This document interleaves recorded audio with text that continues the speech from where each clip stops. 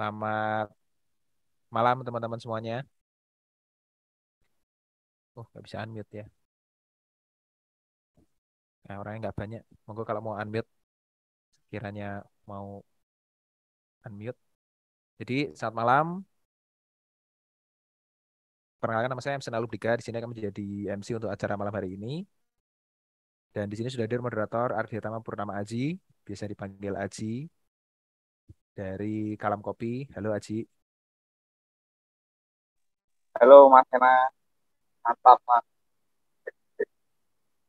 Ya, makasih Aji untuk kesediaannya untuk jadi moderator. Ya, selamat malam teman-teman. Karena ini memang kita nonton bareng.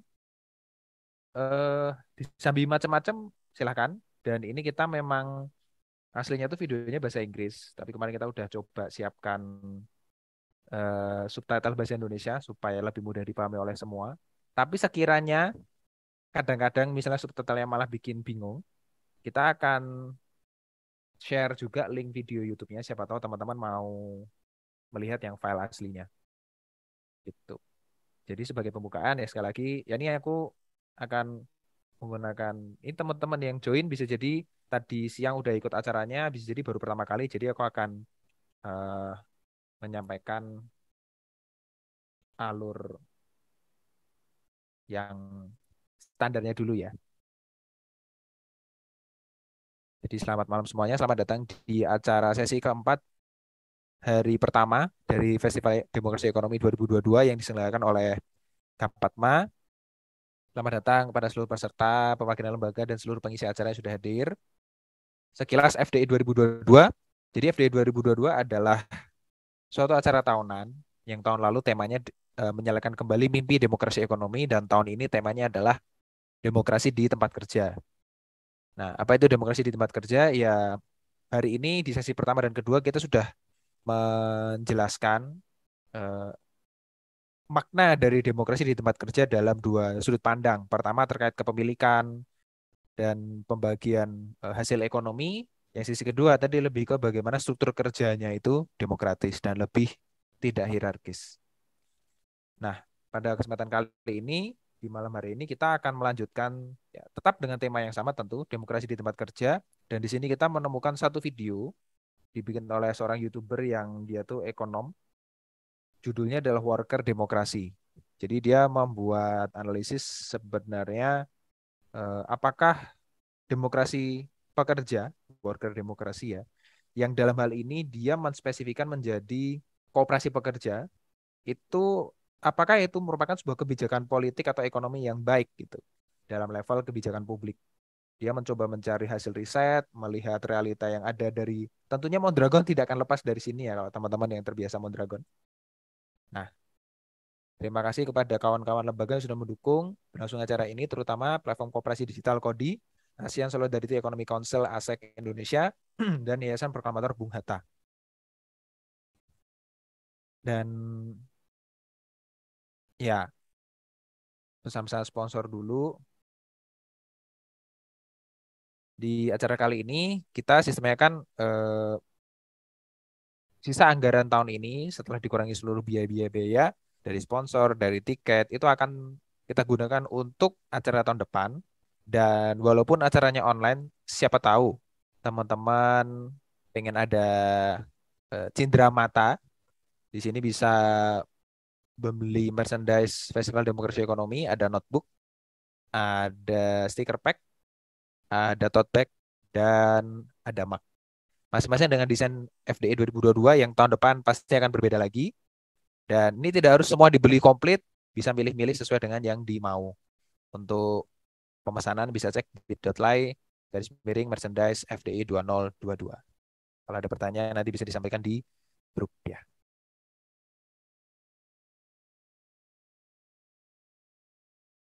Itu untuk pesan-pesan intro di awalnya. Saya akan serahkan kepada Aji untuk menyampaikan pengantarnya. Lalu nanti kita bisa. Oke, terima kasih banyak Mas Hena atas uh, sambutan pertama.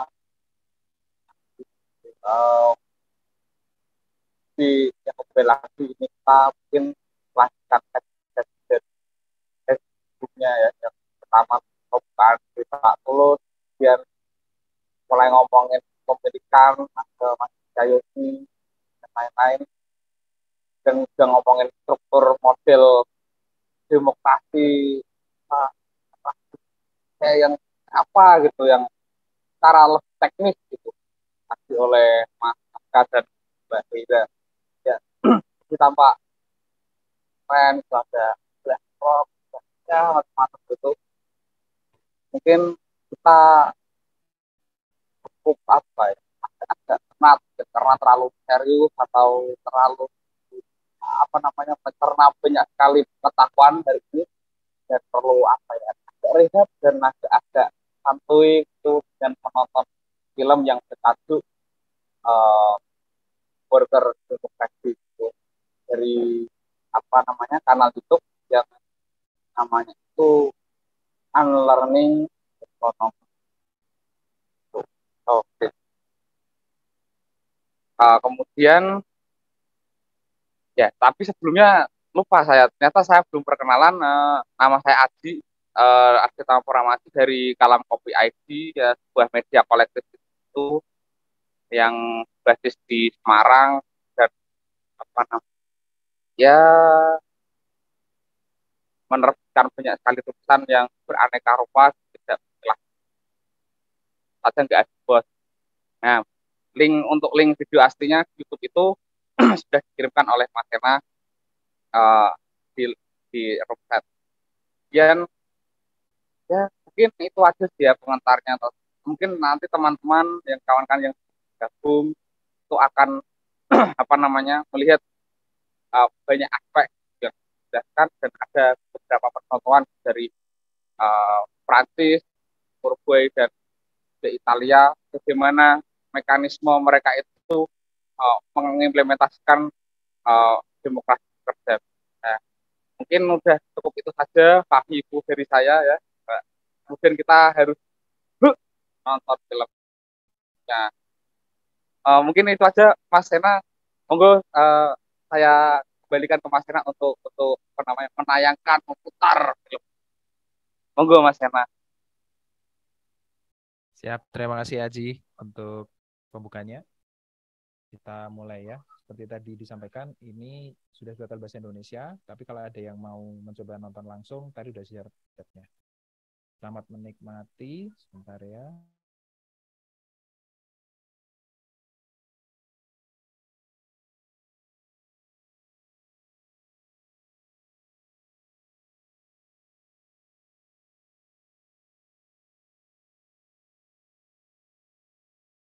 Everyone.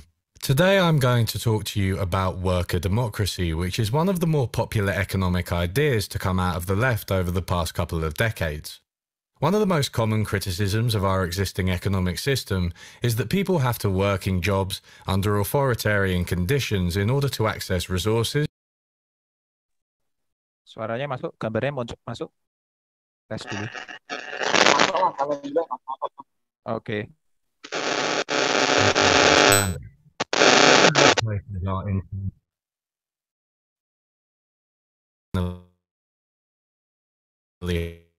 Hierarchical, so people work for bosses and managers who are not directly accountable to them. The degree of monitoring and control exerted by bosses in the workplace would not be considered acceptable if done by governments. These jobs usually entail tedious, repetitive work which can take its toll on our bodies and minds. At-will employment means employees do not have a direct say in hiring and firing decisions, despite the huge impact these things have on their lives. The doors are locked. JLB Credit UK is no longer existent. Thank you, and good night, England.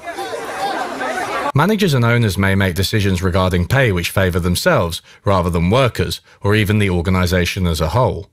Giving workers democratic control of workplaces is one common-sense solution to these imbalances of power and wealth. If the workplace is governed tyrannically, then why not undo the tyranny directly so workers can collectively make decisions about how a firm is run? This could help to ameliorate these issues by making bosses elected and accountable to the workers. Presumably, if workers have more of a say in how things are done, they will tend not to choose workplace policies which endanger their health, happiness, or livelihoods. Well, One answer to why not worker democracy is that while it's a nice idea,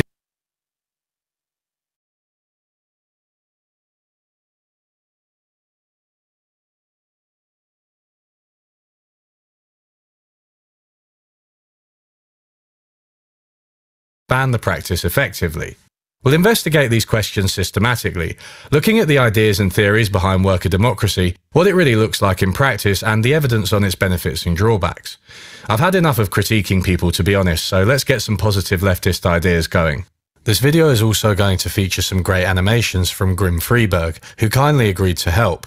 Hopefully they'll aid in explaining a tricky topic and make the videos more visually interesting than usual. We'll start with a little bit more on what exactly worker democracy means.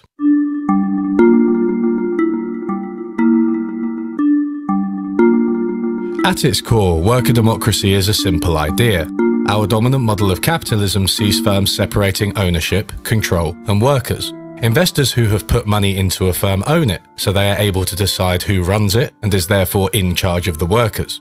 There are variations of this basic rule. In some cases, the majority owner will still be the founding entrepreneur or their family, and they may also run the firm. But often, there will be several layers of hierarchy between the owners and the workers. Instead of hiring a manager directly, investors elect a board who, in turn, hire the manager. In one way or another, worker democracy collapses these distinctions between ownership, control, and workers. Workers own the firm and have some say in how it's run, directly making decisions, electing bosses, or some combination of the two. The idea dates back at least as far as the 18th century, but has become more popular in recent years. Although putting workers in charge is simple in theory, in practice there are quite a few ways an organisation can be worker-owned and run. You can think of worker democracy as an umbrella term which encompasses a few similar but distinct forms of organisation. So-called worker cooperatives are the clearest realisation of the principle of worker democracy, since they operate on a one-member, one-vote principle for the workers. But even this is an umbrella term, since levels of ownership and control can still vary within worker co-ops. Some are 100% worker-owned, while others have majority worker representation, but still have traditional shareholders. As we'll see, worker co-ops also vary in the rights their members have over the profits and decisions of the company, with different countries settling on different rules. Distinct from worker co-ops, there are also businesses where workers own shares and therefore part of the company. Giving workers shares and allowing them to participate in the running of the organisation can become another form of worker democracy. However, in some cases, share ownership does not entail decision-making power, and shares may even be out of reach of the workers, which is just ownership rather than democracy. Finally, workers in large corporations are sometimes allowed to elect representatives to the board. This may entail less direct input from workers, but still grants them a say in the running of the organisation through elections. So we'll count it as a form of worker democracy too. Because of these distinctions, it's too simplistic just to say worker democracy works or doesn't work. There are different forms and they produce different outcomes depending on the context. It's a complicated topic, but in this video we'll spend plenty of time teasing out these distinctions. I'm going to look at a variety of studies which touch on all types of worker democracy that we've mentioned. But first, let's take a look at the general picture. A preliminary assessment of the literature illustrates a number of benefits of worker democracy when compared to conventional capitalist enterprises. Less inequality within firms. Workers are less likely to leave voluntarily. Workers are less likely to leave involuntarily. Workers put in more effort. Workers report increased trust levels. Lower rates of business failure or higher rates of survival. Similar levels of productivity to capitalist firms. Similar levels of investment to capitalist firms. You may have noticed that I haven't claimed firms with worker democracy pay more on average than conventional firms. That's because the evidence on this is inconsistent, with some studies finding they do pay more, others finding they don't pay more, and others still finding pay is equal between them. We'll return to why this is later. All in all, the evidence sounds pretty great, but as you might have suspected from the length of this video, which I promised would be short, we aren't going to stop here. The evidence on worker democracy is a bit of a minefield, and I frequently see people make mistakes. To take one example, people often assume that all organisations known as cooperatives are worker cooperatives, but cooperative is actually another umbrella term. You see, cooperatives are just groups of people cooperating.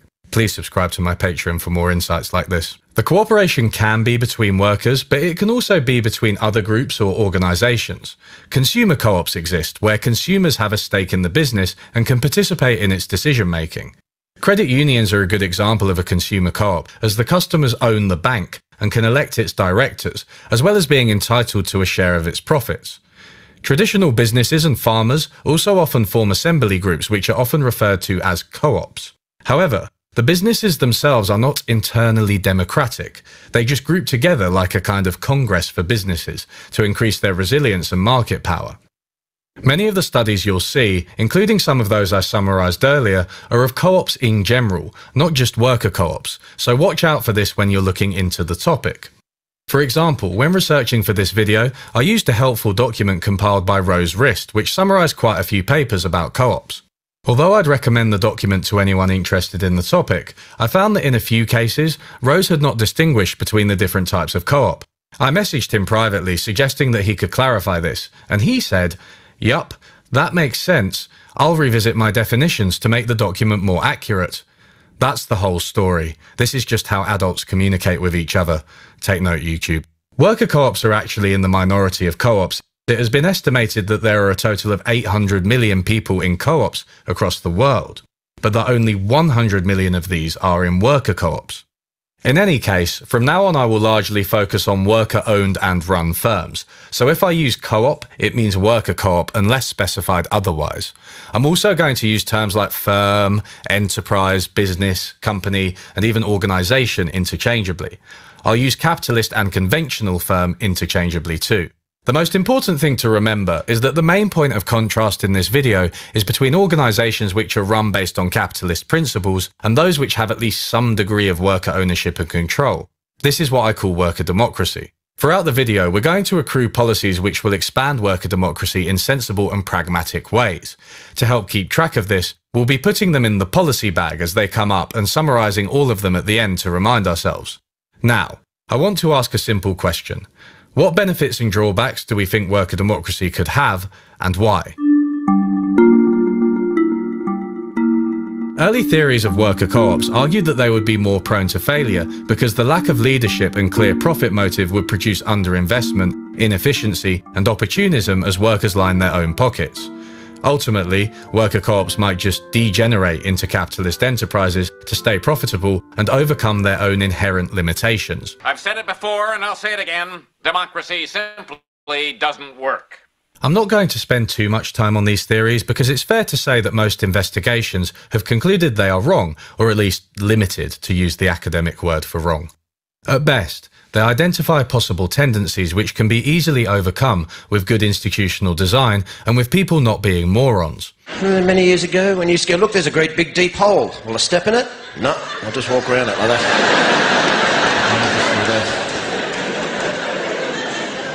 Well, how'd you manage to learn to do that? Well, my parents taught me not to be a moron. And, I just kind of carried it on from there. In fact, I would argue the only reason anyone would take these theories literally was that their brain had been poisoned by a mainstream economics education. One example is the so-called free rider problem, where workers do not put as much effort into a collectively owned enterprise because the output is shared with their colleagues, so they would only get a small proportion of the fruits of their individual labour. According to the logic of the free rider problem, rational and self-interested workers will always have an incentive to put less effort in and leech from the efforts of others. The business will unravel as people realise that they will gain the most from shirking their duties. The economist Amartya Sen once called the people depicted in these models rational fools. In the case of the free rider hypothesis, these rational fools act based on such a narrow conception of self-interest that they don't take into account the obviously damaging long-term consequences of their behaviour, both to the firm and, ultimately, to themselves. Normal, reasonable people, who are different to rational economic man, are usually happy to put efforts into a collective endeavour that will deliver benefits for them in the long run, even if that means foregoing some short-term gains. Cooperation in worker democracies can be a challenge, and a few people will try to free ride, but evidence illustrates this problem rarely becomes so bad it affects the performance of the workers and the firm. Experiments have shown that people randomly allocated to do tasks in groups where they can elect their leaders and/or choose their pay structures are more productive than those who are led by an unelected manager who makes pay choices for them. One study looked at real firms with high levels of worker ownership of shares in the company and found that workers are keener to monitor others, making them more productive than those with low or no ownership of shares and directly contradicting the free rider hypothesis. We'll discuss share ownership in more detail later on. It turns out there are potential benefits to giving workers control and a stake in the running of the organization they work for.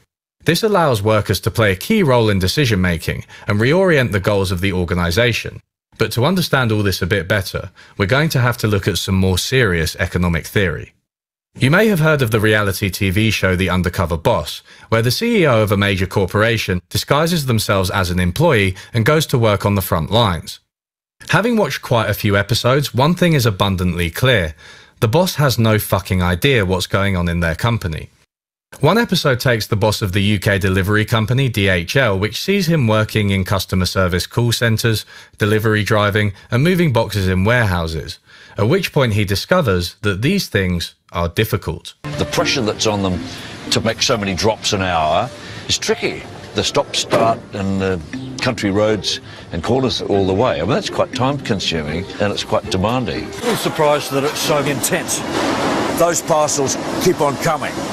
And you have to keep on moving them, because if you don't, you're not going to get the aircraft out on time. It's like that. Each aircraft container can hold up to 1,000 packages and weigh as much as 3.5 tons. Watch it. Whoa. This is hard work. I'm a little surprised that it's so manual. The boss typically develops a better understanding of the company and new sympathy for their employees along the way. It's all a bit contrived and shallow for sure, but it illustrates the importance of an idea introduced by the free market economist Friedrich Hayek, that of localized knowledge. Hayek argued that centralized authorities find it difficult to harness and coordinate local knowledge. Policies that are the same across a wide range of circumstances cannot account for the particular circumstances of time and place, which are fine-grained, constantly changing, and are therefore unknowable to any central authority. According to Hayek, markets are needed to coordinate activity among millions of individuals with different knowledge, preferences, and operating in different contexts. Centralized authorities simply do not have the ability to know what is going on in the economy and respond to it in real time, as this would require voluminous information and countless decisions to be made every minute. Although I don't fully agree with Hayek's conclusions, his diagnosis of what he called the economic problem was completely correct. Modern economies are unbelievably complex, partly owing to localized knowledge. Hayek was focused largely on how markets solve the knowledge problem, but the anarchist James Scott took his insights a little bit further. In his masterpiece Seeing Like a State, Scott uses meticulously detailed examples to show how top-down organization in general fails to capture the complexity of social and economic life. Anyone who has worked in a formal organization, even a small one strictly governed by detailed rules, knows that handbooks and written guidelines fail utterly in explaining how the institution goes successfully about its work. Accounting for its smooth operation are nearly endless and shifting sets of implicit understandings, tacit coordinations, and practical mutualities that could never be successfully captured in a written code. This ubiquitous social fact is useful to employees and labor unions. The premise behind what are tellingly called work-to-rule strikes is a case in point. When Parisian taxi drivers want to press a point on the municipal authorities about regulations or fees, they sometimes launch a work-to-rule strike. It consists merely in following meticulously all the regulations in the code routier and thereby bringing traffic throughout central Paris to a grinding halt. The drivers thus take tactical advantage of the fact that the circulation of traffic is possible only because drivers have mastered a set of practices that have evolved outside and often in contravention of the formal rules. Of course, the work-to-rule strike comes from France. Whoever implements rules and plans from the top down is likely to find that in practice they don't really work out. They may look good on paper but fail when confronted with the messier reality. Or in other cases, the planning is off simply because the right workers haven't been consulted. This is actually a frequent revelation in The Undercover Boss. Viv's been trained to follow company protocol, but Phil thinks the rules are standing in the way of good customer service. Really nice to ring Kath up and say, did you get through to her? No, we don't do that, Eddie, because it's not your job. Or can we go on and see if Kath's logged? No. No? No, it's not your job. Your job is to take the calls, we deal with them, and we move on. This is Phil's worst nightmare. Cracks in the DHL system are leaving a customer still wondering where her missing parcel is. The rumour that Telford get paid more than Stoke couriers really needs some investigation. Were I an employee in that position and I knew that there was such a difference in my salary and the guy up the road, I'd be pretty demotivated, I think. Hayek's idea of local knowledge extends to the workplace. Those who make decisions about a traditional capitalist company's policies are different to those who follow the policies. In addition, those who manage the company are often different to those who actually own the company. There is a lack of cohesion between these groups in terms of both their knowledge and their interests. It follows that there are two main benefits of worker democracy. 1. Workers can harness their collective knowledge to make the running of the firm more effective. 2. Workers can use their political power to make sure the organisation is run with their interests at heart. Let's learn a little bit more about the evidence surrounding these benefits. 3 countries with well-established worker cooperative sectors are Italy, France and Uruguay. Each have unique features which help them to thrive, in seeming contravention of crude economic theories. In France, there are 2,000 worker co-ops employing about 46,500 people, which is more than most countries but still well under 1% of all firms. Co-ops operate across a variety of industries but mostly in construction and manufacturing. French co-ops take large initial financial contributions from members, which helps them to finance investment. The vast majority of workers are full members, while the rest are likely to become members after their probationary period. Employees get access to at least 25% of the firm's profits, and each member gets 1 vote, no matter how much money they originally put in. French co-ops also legally have to abide by plowback rules, where they must invest a certain proportion of the profits back into the business. In theory, this helps them to avoid underinvestment, though in practice they often invest more than is required anyway. The Italian case is similar to the French case, with member contributions and plowback laws ensuring co-ops are relatively well financed. But the Italian cooperative sector is slightly larger and is concentrated in the north. Italian co-ops are exempt from corporate taxation if they save their profits, and are also required to invest 3% into umbrella organisations which aid cooperative development. This is one reason Italian co-ops seem to have the clearest social mission and are responsible for many social services in some areas.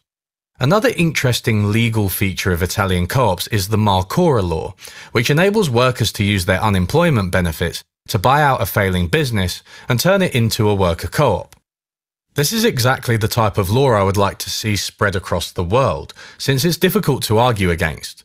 If workers can rescue the business, then great. If not, the outcome is the same as it would have been in absence of the law. Moving on to Uruguay, worker co-ops are about 1% of the total. These firms are exempt from payroll taxes on their workers' income, but to qualify for this, they have to make sure at least 5 out of every 6 workers have full membership rights and are therefore able to vote on the firm's policies. This tax incentive both encourages the formation of worker co-ops and discourages any tendency for them to degenerate, employing people without giving them voting rights, an issue to which we will return later. I know we're going to return to a lot of things later, please bear with me. The policies we've seen in France, Italy and Uruguay all encourage worker co-ops through tax advantages, legal structures that ensure they function properly, and laws which enable workers to take control of failing firms. The organisations these policies enable are the most classic form of worker democracy, with workers guaranteed majority representation. We'll therefore note these down as entry number 1 in our bag of policies. So far, we've seen that notions of worker co-ops as inherently doomed to fail are demonstrably false. But I worry that advocates of worker co-ops can be uncritical in summarising the evidence surrounding their benefits. For example, here is the channel's second thought. Co-op members often find themselves possessing a level of dignity and quality of life unattainable by traditional employees, along with high job stability and opportunities to develop new skills. And membership is open to anyone willing to accept certain responsibilities, regardless of discrimination they may face elsewhere. On top of all this, worker co-ops can be more stable than profit-driven corporations, reliably staying afloat in times of economic turmoil, which have become worryingly common in recent years. And here is the channel Loner Box, in what is otherwise a very critical and highly recommended video on the subject. They are currently the fastest growing enterprise on Earth. Profit isn't their primary aim, which allows them to flex more effectively in economic downturns. They're less likely to fire workers during economic downturns. They're more effective at fostering social trust and commitment amongst workers. When companies are fully worker-owned, they're a third as likely to fail as traditional firms.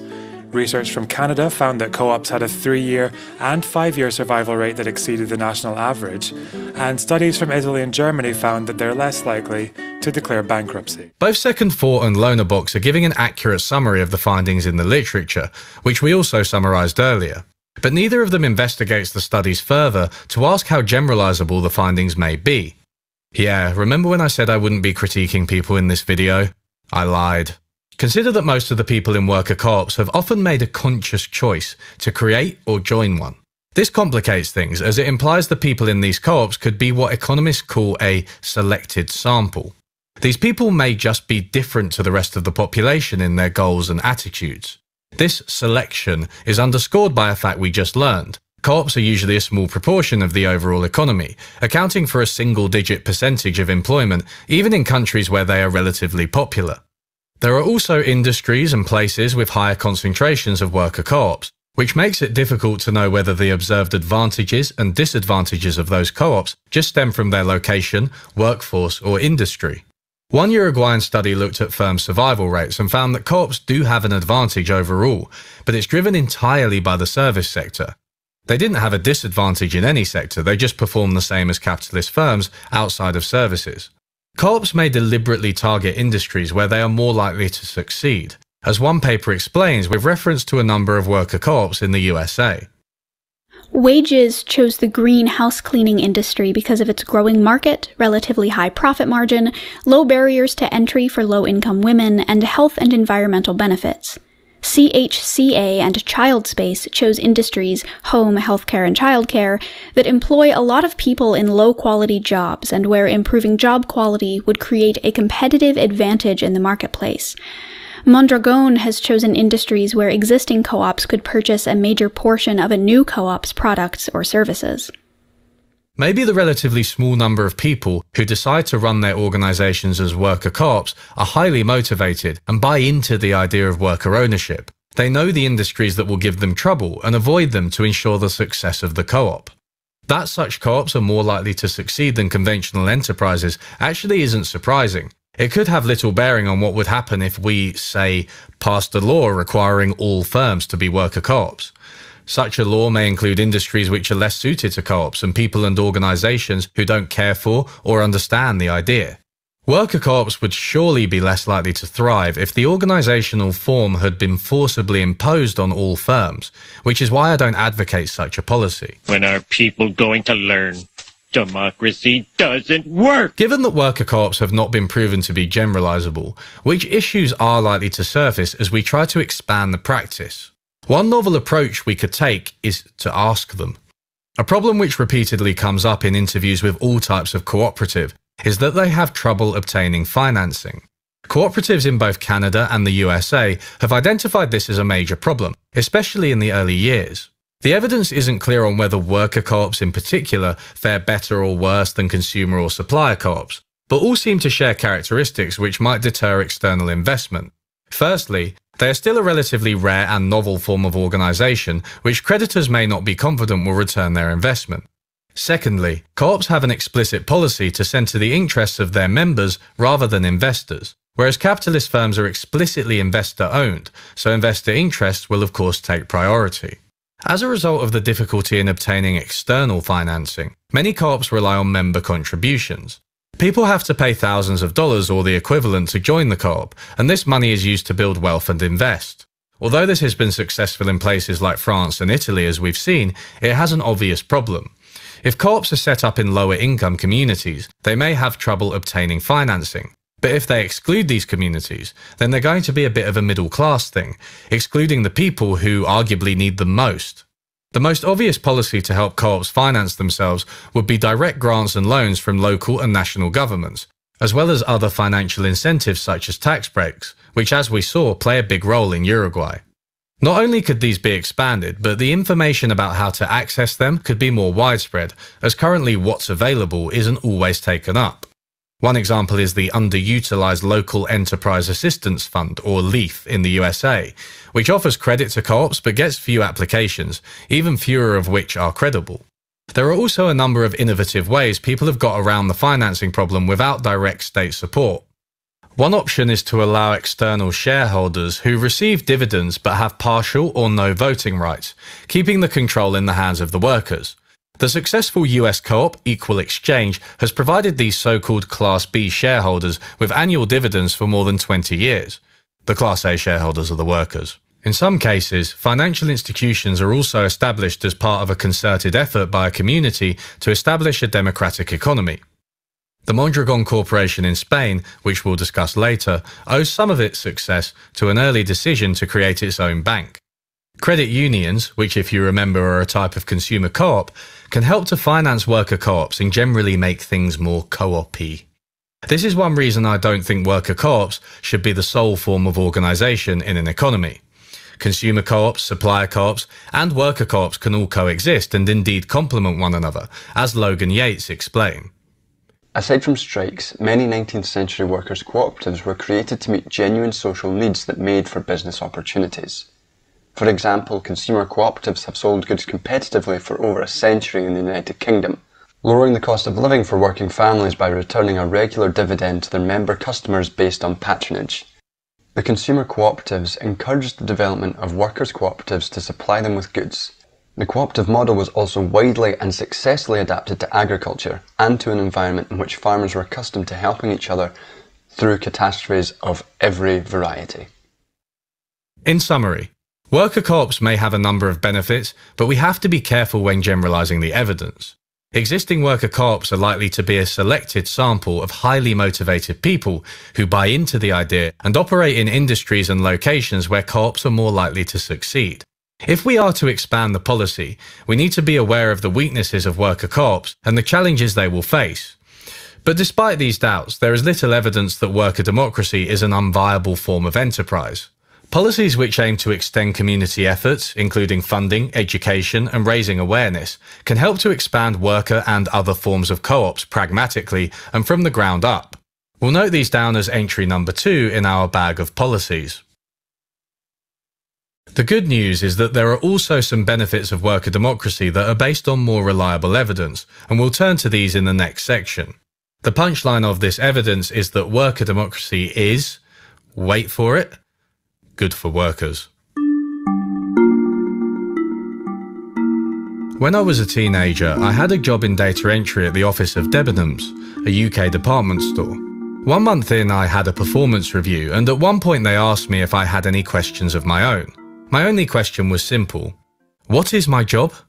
I knew the name of the company that it sold clothes and that I was entering data about them, but I didn't know why. This line of sight problem is where workers are disconnected from the fruits of their labour and lack an understanding of how the company fits together. Marx, of course, would have just called it alienation. Once I was informed that I was writing data for the Debenhams website, I naturally took a look at it. As a result, I understood much better how terrible the website was and how futile my efforts really were. That's probably why Debenhams is currently in liquidation. The line of sight problem means that workers may not understand the company, affecting their motivation and ability to contribute to the broader goals of the organisation. It's the flip side of the problem in the undercover boss, where the people at the top have only a bird's eye view with little idea of how the company actually operates day to day. An area of research that speaks to the line of sight problem, though doesn't always call it that, is on employee stock ownership. These schemes entitle employees to shares in the company, which supplement their income through dividends or help them build wealth, often for retirement. In the UK, USA and Japan, stock ownership seems to be the most widespread. But these stock options may give workers ownership without giving them control. In some cases, they even entail what's called phantom stock, which doesn't give employees actual stock but ties their pay to the company's performance. Many studies have found that employee stock ownership by itself can boost the performance of a firm, increasing its productivity and survival rates slightly. But there's more to it than this simple finding. One study looked at firms in the USA, some of which use what the study's authors called shared capitalism, which includes stock options and other profit-sharing practices. The study finds that higher degrees of shared capitalism are associated with greater trust levels, information sharing, perceptions of fairness, and cooperation between workers themselves. The study also looks at the relationship of shared capitalism to harder outcomes like profitability and the likelihood employees will leave. Most interestingly, they investigate how these things are affected by the combination of ownership and participation, and this is important for the idea of worker democracy. There's quite a bit going on in this graph, so let's unpack it. On the y-axis, we have the outcome we are interested in, voluntary turnover, which is when employees leave the organisation of their own volition. Ideally, we want this to be low, though perhaps not zero. On the x-axis, we have a measure of how empowered employees are, using the index of trust, participation, and information sharing constructed by the authors of the study. The brown or red or whatever colour line that is shows the effect of employee empowerment on voluntary turnover for firms with no shared capitalism, with the dotted lines representing the bounds of uncertainty. The black line shows the same for firms with a high degree of shared capitalism. For the firms without shared capitalism, greater empowerment has no effect on workers' likelihood of leaving, as shown by the flatness of the brown-red line. Perhaps this is because workers do not value greater responsibilities without ownership. But for the firms with shared capitalism, greater empowerment is associated with lower voluntary turnover, as shown by the downward slope of the black line. In other words, under shared capitalism, people are less likely to leave when they are given a bigger role in the firm's decisions. It seems the combination of ownership through shared capitalism and of control through empowerment produces lower turnover rates than either one on their own. Merely owning stocks is not enough. You have to be able to take part in the running of the organisation to make the ownership meaningful. The authors comment, Our interpretation is that employees may react badly to shared capitalism when they are closely supervised and not given the tools to improve performance. We want you to be inspired by the shared rewards, but we're still going to keep a close eye on you. In this case, the shared capitalism may be seen primarily as shifting financial risk onto employees. In addition, a measure of the firm's profitability, the return on equity, does not seem to be negatively affected by employee ownership and control. Other studies have found similar effects, though of course I've simplified the findings slightly. One question you might ask is, how does this study account for the selection bias we were worried about earlier? Well, that's a good question. After all, it could be that firms which are generally more labour-friendly are just more likely to have shared capitalism, and it's this labour-friendliness, rather than the shared capitalism itself, which is driving the lower quit rates of employees. If that's the case, this isn't great evidence in favour of worker democracy. Well, every firm in the shared capitalism study was from a list of the 100 best places to work in the USA, so it's fair to say that every firm in the study has labour-friendly policies and a happy, motivated workforce. It's instructive that even among the most labour-friendly companies in the country, worker democracy is associated with better outcomes. Expanding share ownership rights and combining them with participation rights may be a practical path to worker democracy, especially in countries like the USA, UK and Japan, where they are already more common and where ecosystems of worker co-ops like the ones in continental Europe are less prevalent.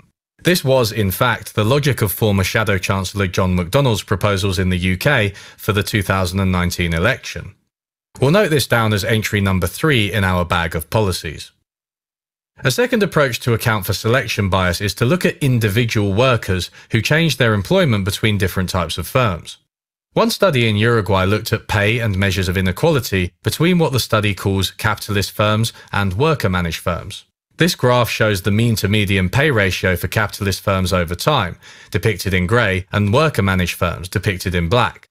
If the mean is higher than the median, the average pay in the organisation is skewed upwards by those at the top, and doesn't reflect the pay of most workers. You can see that the ratio is above 1 for both types of organisation in every year, so those at the top are always paid more, even in worker-managed firms. However, the grey line is always substantially above the black line, So capitalist firms have a higher mean to median pay ratio, making them less equal than worker-managed firms. The panel data in this study also allows us to look at behaviour over time. This means that we can see what happens to an individual worker's pay when they change between the two types of firm. This is important because the worker is fixed, so any change in pay can't be explained by the fact that worker-managed and capitalist firms just employ different types of people. It seems that there is a slight pay boost on average for moving to a worker-managed firm, but workers at the bottom benefit while those at the top may even lose out. According to the study, the average worker will receive a pay rise in both absolute terms and relative to those at the top when they join a worker-managed firm.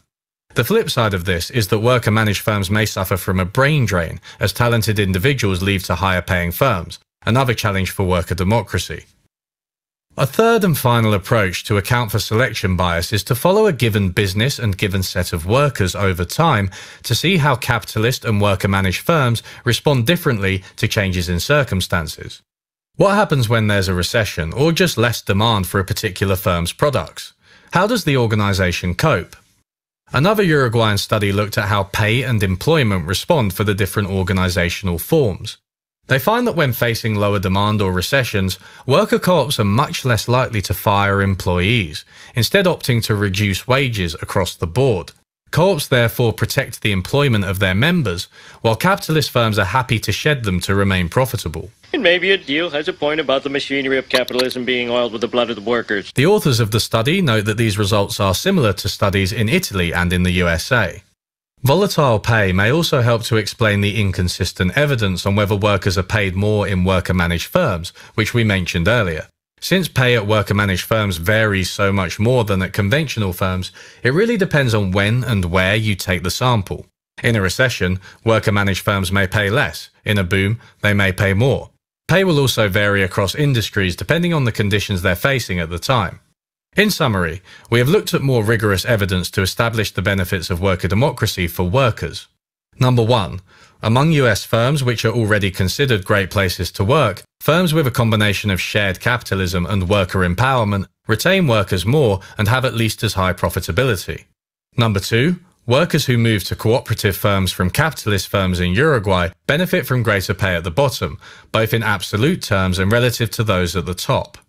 Number 3. In Italy, Uruguay and the USA, worker-managed firms respond to downturns by cutting pay instead of employment, retaining their workers.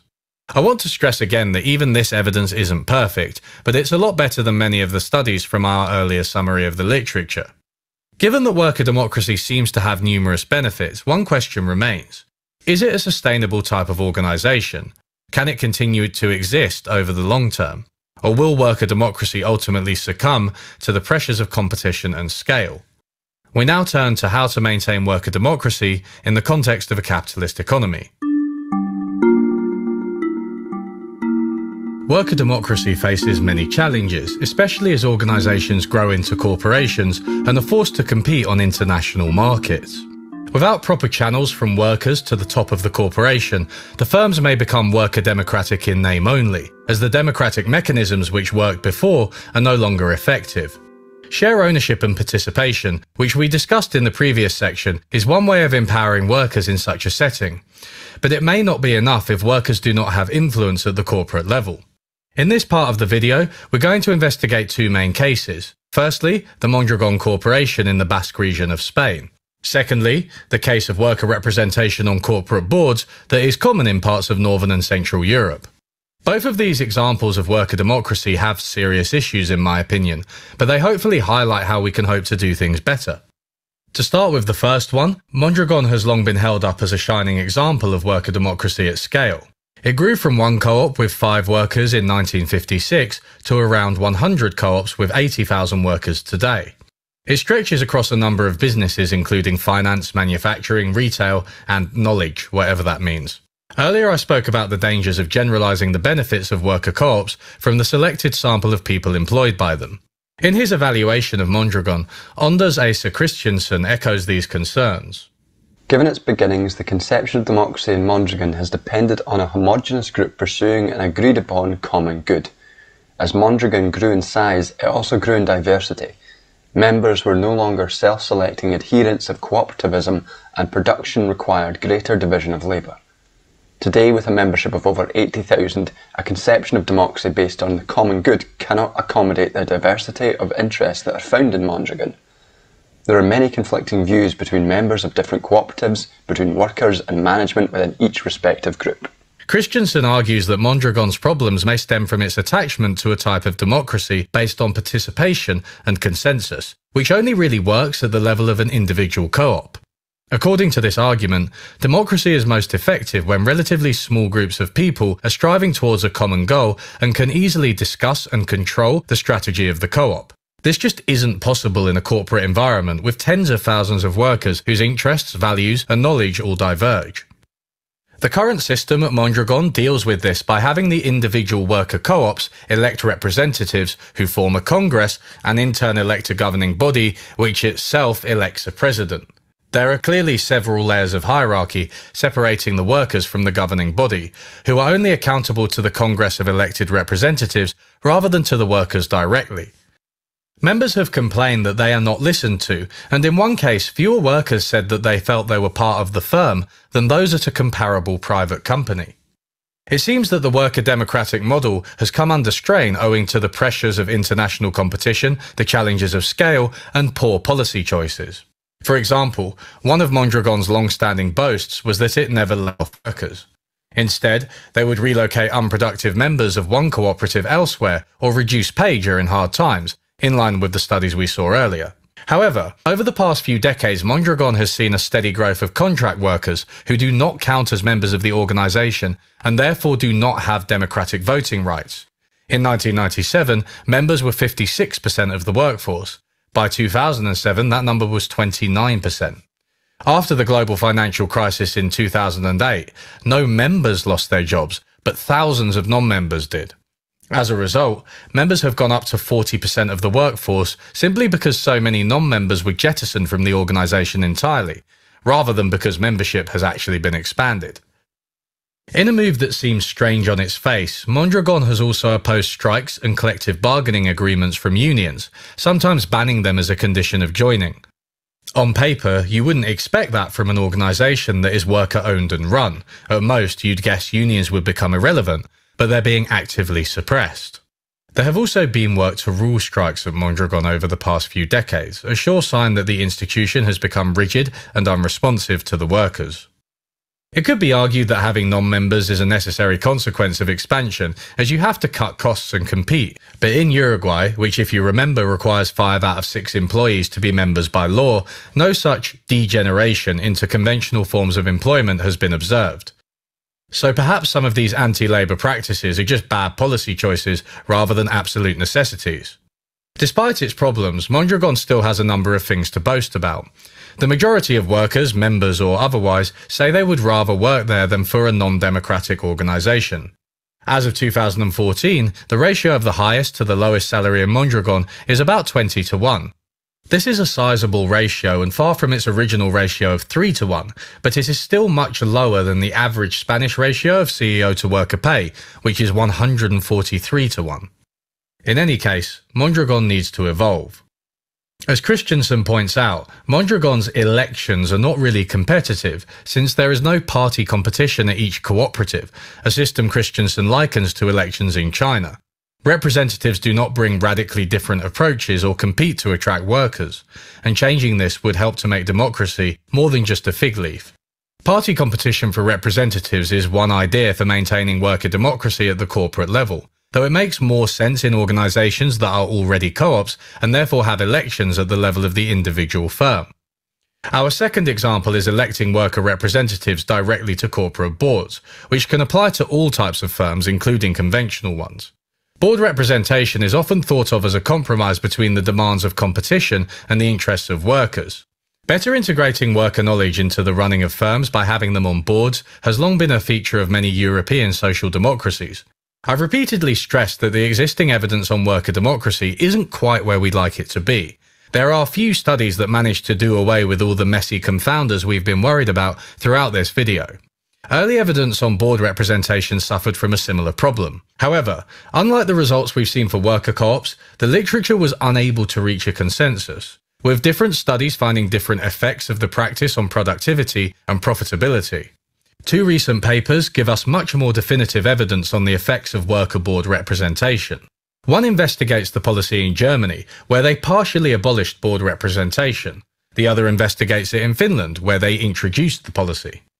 As we mentioned at the start of this video, your typical capitalist firm, shown on the right, has the shareholders elect a board who hire and supervise executives who in turn manage the workers. In the German variant, shown on the left, the workers elect a minority of the top-level board along with the shareholders. Germany has a reputation as being quite labour-friendly, and this policy, along with stronger unions and a bigger welfare state, is considered a major part of that. A paper by Jaeger et al. Uses a law change created as a last-minute compromise between different political parties. This meant that smaller firms created after the 10th of August 1994 were no longer required to have worker representatives. The number of workers on boards therefore dropped substantially compared to the older firms, which had to retain the policy. By comparing the older firms to the newer firms, the study found that worker representation did not seem to increase workers' wages, while it slightly increased the level of investment. Similar results were obtained in the study in Finland, where the policy of worker representation was introduced rather than partially abolished. Again, the effects of this on the outcomes we are interested in were small. Worker representation in Finland created a minor reduction in redundancy and firing and an increase in subjective job quality as judged by the workers. There were small increases in capital investment, firm survival, and productivity. Why are the effects from both Germany and Finland so small or even non-existent? The answer is simple. Minority worker representation is not a policy with much bite.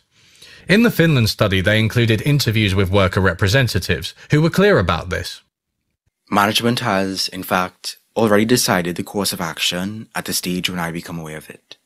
At that point, it is virtually impossible to influence the big lines anymore. Maybe you can say your words and negotiate on some details. I have a feeling that I cannot influence the company's decisions. Things cannot be influenced before decisions are made. They are only information about decisions already made. Historically, social democratic parties in Germany actually opposed minority board representation as giving too much away to the interests of capital. Knowledge sharing and worker-friendly policies are already features of both countries. Perhaps board representation is a reflection of a political environment with more cooperation between labour and capital, rather than a policy which has drastically shifted the relationship in favour of labour. Recall my original reasons for advocating worker democracy. 1. Workers can harness their collective knowledge to make the running of the firm more effective. 2. Workers can use their political power to make sure the organisation is run with their interests at heart. It seems that minority board representation only manages the first of these at best, and it illustrates the limits of worker participation without sufficient worker power. Going back to the undercover boss, the show culminates in them changing policies and gifting individuals they met during their time as a worker. The idea is that because of their exposure to the workers, the boss will now implement better policies, not unlike the rationale of minority board representation of workers. Television is television, but I'm always struck by how stingy and individualistic the bosses end up being with their gifts. They tend to shy away from structural changes, preferring to give the workers they met a holiday, while the broader solutions they do offer are limited at best. It is tough to do this job with back pain. You'll see a lot of people hobbling around on the ramp, whether they've got busted knees or busted backs, but you know, you just keep on trudging. What I'm going to do is arrange for a physiotherapist to be at the hub twice a week to begin with. Wow. We'll see what the demand is like. So the guys would really appreciate that. Will they? Hey dickhead, why don't you reduce the amount each worker is expected to deliver in a given time? Maybe by hiring more workers? You know, stop the back pain from occurring in the first place instead of slapping a plaster on what is a chronic and debilitating condition. One more, which is my favourite, as this is the only thing the boss gives this woman, who he clearly doesn't like. It's pretty clear to me that you need a team of people that will break the rules that you are currently constrained by. What I'm going to propose is that I send you off to the reputedly land of customer service excellence. You go across to Phoenix, Arizona, where our call center is there, for a few days.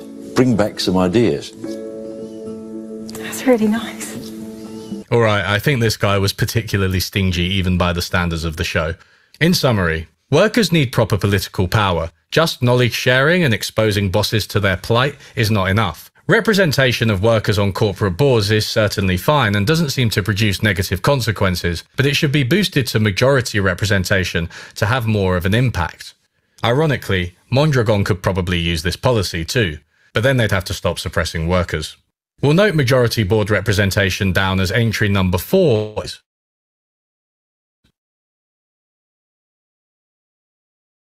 Be willing to accept minority representation as a stepping stone in countries that currently have none. Throughout this video, I've put 4 types of policy into the policy bag for expansion of funding and law changes to encourage the formation of worker co-ops, learning from successful examples such as Italy and Uruguay. Number 2, expansion of community-led efforts which include and encourage worker co-ops, as well as complementary organisations like credit unions through funding, education and awareness. Number 3, expansion of share options in firms in combination with participation, especially in countries which already use share-based policies more, like the UK, US and Japan. Finally, majority worker representation on corporate boards, especially in countries which already have minority representation like Germany and Finland. I've been over some of the benefits and especially the lack of clear drawbacks of worker democracy, as well as some of the holes in our knowledge and the challenges it faces. It seems clear to me that worker democracy can grant voice, employment stability, and greater pay equality to workers. There are definitely challenges, and worker democracy will struggle more in some industries than others, which is why its expansion should be gradual and accompanied by numerous forms of support, both from the state and from communities.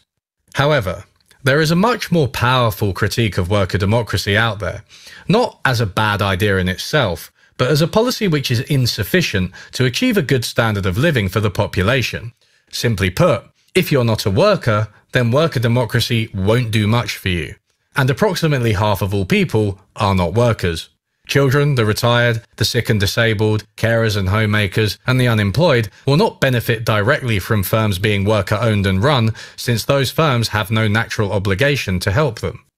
These groups therefore need to be supported by other means, most notably welfare. Another reason worker co-ops do not eliminate the need for redistribution is that although they reduce inequality within firms, they cannot do so between firms. Inequalities between firms can be huge, leading to pay disparities just as high or higher than the ones we've seen between CEO and worker. This remains true even if all firms are worker-owned and managed. Inequality across industries and regions was a key feature of the market socialist Yugoslavian economy, for example. Worker democracy therefore needs to be combined with redistribution to reduce inequality, plus free stuff to ensure a good standard of living for non-workers, which I just might have to make another video about one day. There are plenty more problems that worker democracy will not solve on its own, like environmental degradation or bigotry. There is no reason to believe that if Shell were worker-owned, it would be any more environmentally friendly. If a worker co-op were established in a time and place where people were sexist and racist, then the co-op would itself be sexist and racist, possibly even exacerbated by strong in-group tendencies. Worker democracy is just one piece of the puzzle. With all this said, there is plenty of room for enthusiasm and optimism. Worker democracy is currently operating in an environment which may be inhospitable to it. Mondragon, for example, suffers from competing on the international market with corporations which are not democratically governed and so which may compete more ruthlessly on cost, especially labour costs. Spanish law has also changed in recent decades to be more favourable to conventional limited liability companies, which illustrates the importance of legal context. As mentioned earlier, worker co-ops in Uruguay suffer from a brain drain as well-paid workers leave to better-paying capitalist firms. Yet, as worker co-ops and other forms of co-op expand, things may well get easier for new ones as they do not suffer from as much competition with capitalist firms. Existing co-ops may lead by example. Canadian studies generally report that help from existing cooperative organs. The peak of this is in Italy, where, as we saw, co-ops help fund social services. I've repeatedly emphasized that co-ops are a selected sample, and the fact that people in worker co-ops may be different to those in conventional firms, but, to repeat a cliche, people can change. One study found that people in all types of co-ops, that's consumer, supplier, worker, and more, report that their work has made them trust others more. I'm cautiously optimistic that exposing workers to a different institutional environment will create a workforce and economy that is more cooperative and less competitive. Worker democracy is not going to solve every problem we have, and the path to establishing it as a norm will be slow and uncertain. But there are plenty of reasons to be for it, and despite some challenges, few clear reasons to be against it. People should have a degree of control over and participation in their lives. Those with power, whether in government or in private organisations, should be elected and accountable to the people they have power over. This is a basic principle of democracy, and really all we're talking about is extending this to the economic sphere.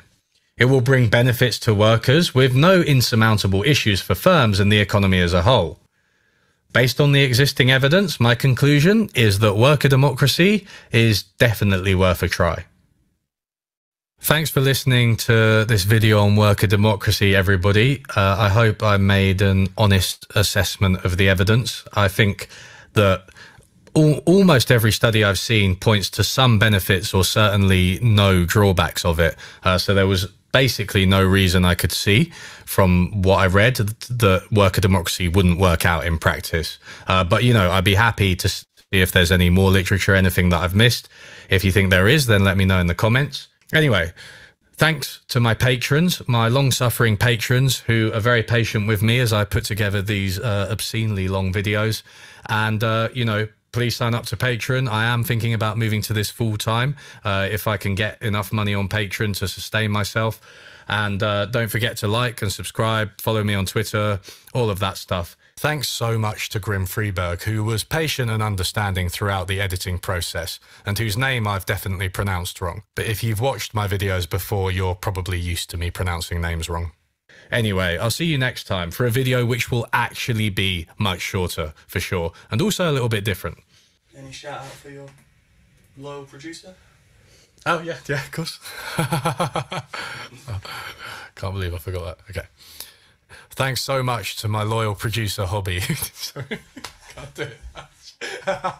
He's told me to do it. He asked me to do it just now. I can't do it. Loyal and charming. Loyal, charming, handsome. Yes, yeah, talented. Thanks, buddy.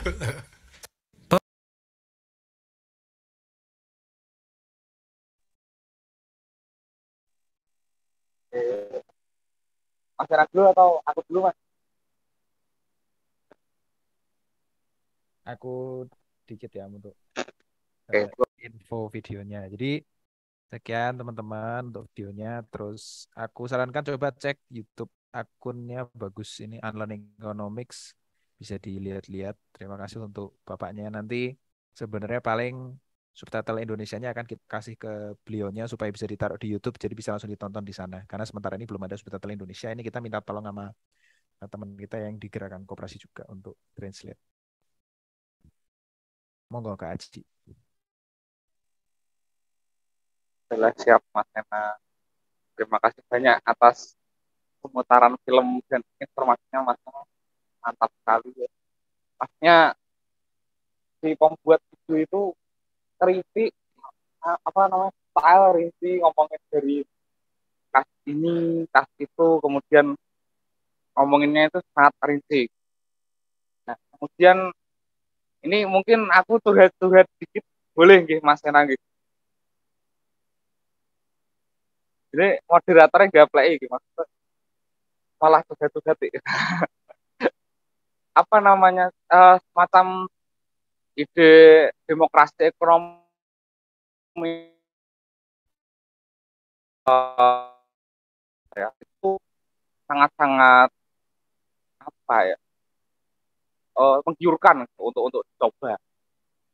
Kalau karena saya ini masih mahasiswa semester 8 dan setelah 2 atau 3 semester itu melewati mengarungi dunia khazanah peradaban pergerakan mahasiswa yang kritik-kritik kok, ya agak kritik-kritik kok sebenarnya maksudnya baik, tapi cuma ya kritik-kritik doang gitu. Kemudian kalau kita menilik masalah-masalah yang ada di sekitar kita seperti industri ekstraktif, kemudian penggusuran yang wadas, misalnya ada lagi yang ada di Dieng itu soal PLT tenaga geotermal itu, kemudian ya maksudnya banyak banyak kasus seperti itu, tapi lagi-lagi dalam hal peredaran narasi itu mungkin agak kurang gitu. Saya tuh mikir gitu, kenapa kok kritik melulu, kenapa nggak coba aja ngumpulin duit ya gak? Karena memang teman-teman pergerakan yang saya ikuti juga balungannya gede juga rupanya ya, ternyata ada yang orang tuanya itu punya kebun sawit di Sumatera gitu. Itu cocok untuk modali misalnya ngumpulin duit bukan di antara kelompok-kelompok pergerakan itu, ngumpulin duit ya nabung gitu, terus yuk kita mengambil alih tempo misal, wah itu keren itu, mengambil alih tempo gitu kayak dari GM mengambil alih tempo, kemudian membuat narasi-narasi terkait dengan propaganda pergerakan, karena itu kan lebih visioner, menghasilkan duit pula. Kenapa tidak terpikirkan gitu oleh anak-anak kawan-kawan senasib pergerakan ini, kenapa gitu? Itu saya penasaran. Saya pernah mencoba untuk melemparkan ide itu, tapi ya mereka wah ini terlalu kritik karena memang komposisi dari anak-anak pergerakan itu yang terlalu nggak homogen gitu, jadi macam-macam, multikultur, multi ekstra ekstra kampus, organisasi ekstra kampusnya juga macam-macam, ada PMI, ada yang IMM, ada yang PMI itu, jadi mungkin agak susah. Tapi kan kalau itu dikumpulin dan dilakukan, kemudian mencoba untuk kritik itu dituangkan ke dalam narasi media, diedarkan, dan mencoba untuk gugur gunung, nyelengi buat mengambil alih tempo atau Jawa Pos lah yang sekarang ini lagi bener diobrol-obrol, ini agak ada masalah. Jawa Pos kan seperti yang dikatakan oleh siapa namanya yang bikin kapitalis enterprise yang kapitalistik, kemudian dikelola oleh yang si paling punya gitu ya, yang paling punya ownernya itu ada juga GM dan Dahlan kan, kemudian ya mereka berdua awalnya nggak masalah, tapi anak-anaknya ini dalam menjalankan perusahaan kontra, kemudian satunya untung, anaknya jadikan untung, kemudian ada pertempuran dalam Jawa Pos, dan itu yang gimana memang demokrasi pekerja ini tampaknya perlu diimplementasikan dalam equal media gitu. Media dan pergerakan tampaknya itu bisa diaplikasikan. Kalau itu macam respon saya gitu, walaupun ya saya benturkan dengan yang saya hadapi pada kasanahnya aktivisme pergerakan itu, yang itu kebutuhan ketik tanpa ada pembangunan yang kuat. Mungkin teman-teman yang tidak melalui oh iya Mbak, maaf headset saya kurang harus dipegang itu. Oke, Mas. Mungkin itu kalau teman-teman hendak menanggapi atau mungkin bertanya, nanti teman-teman yang lain menjawab. Ya kira-kira gitu. Monggo silakan. Itu mungkin ada yang mana misalnya memulai kan tadi ada satu problem namanya pendanaan lah, itu ini menurut saya cukup krusial.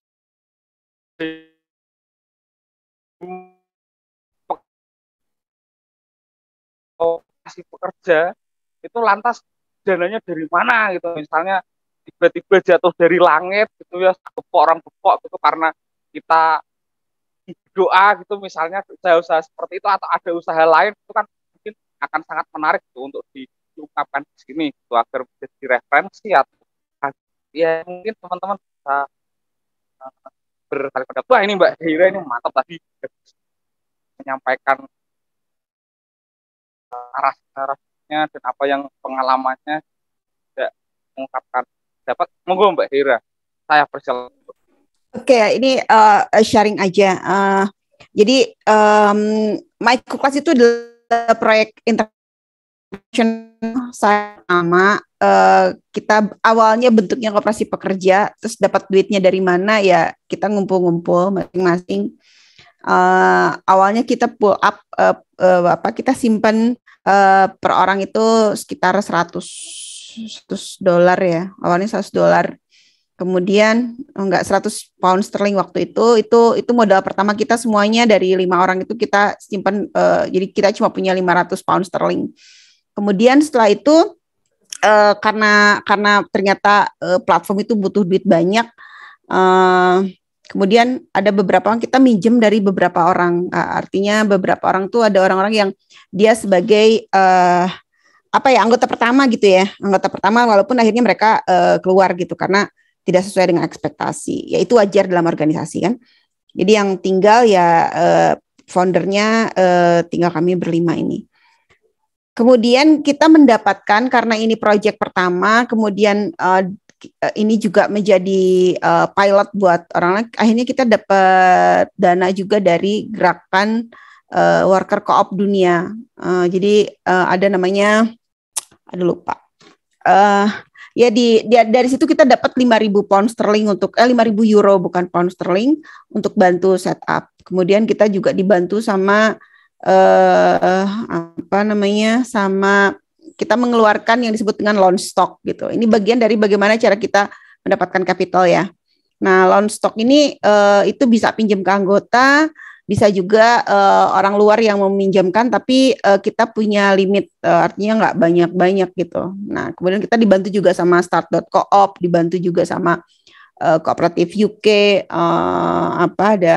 ada dana yang mereka simpenlah di kita. Nah, setelah itu baru setelah bulan Juli kita baru onboarding fee. Onboarding fee itu terbagi beberapa bagian, disesuaikan dengan di mana orang itu tinggal. Misalnya kalau yang tinggal di Eropa, Amerika, mereka bayar 25 pound sterling, tapi kalau yang tinggal di negara miskin seperti di Afrika, mereka cuma bayar 5 pound sterling. Nah, dari 5 pound sterling atau 25 pound sterling itu mereka untuk katakanlah kalau dari kita disebutnya simpanan pokok ya. Jadi sebagai ganti dari suara itu ya satu yang dihitung sebagai sahamnya itu cuma 1 pound sterling itu sebagai simpanan pokoknya.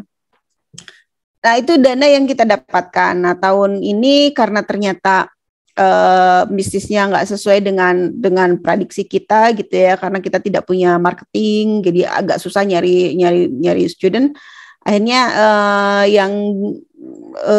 walaupun kita masih BEP ya, artinya setiap bulan kita mengeluarkan sekitar 2.000